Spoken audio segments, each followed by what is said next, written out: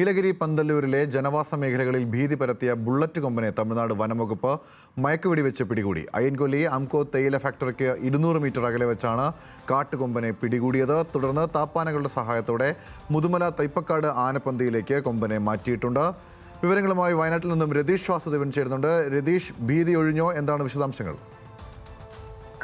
ഗൗതം, തീർച്ചയായും അങ്ങനെ തന്നെ പറയേണ്ടി വരും. കഴിഞ്ഞ 2 മാസത്തിനിടെ ഈ പ്രദേശത്തെ പന്തല്ലൂർ പ്രദേശത്തെ 35ഓളം വീടുകളാണ് ബുള്ളറ്റ് എന്ന പേരുള്ള ഈ കാട്ടാന തകർത്തിരുന്നത്.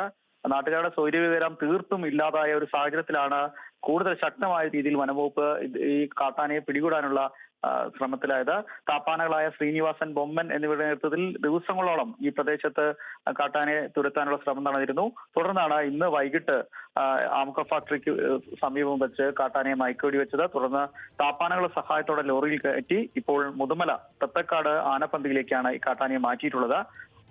എന്തായാലും വീട് തകർത്ത് ഭക്ഷണ സാധനങ്ങൾ ഭക്ഷിക്കുന്ന ഈ കൊമ്പന്റെ ശീലമാണ് പ്രദേശവാസികളുടെ തലവേദനയായത്. പ്രതിഷേധം ഉയർന്നതോടെ വനംവകുപ്പ് കാവൽ നടത്തിയിരുന്നു. എന്നാൽ ഈ വനംവകുപ്പിന്റെ കണ്ണു വെട്ടിച്ചും ജനവാസ മേഖലയിൽ വീടുകൾ തകർക്കുന്ന ഒരു സ്ഥിതി ഉണ്ടായിരുന്നു.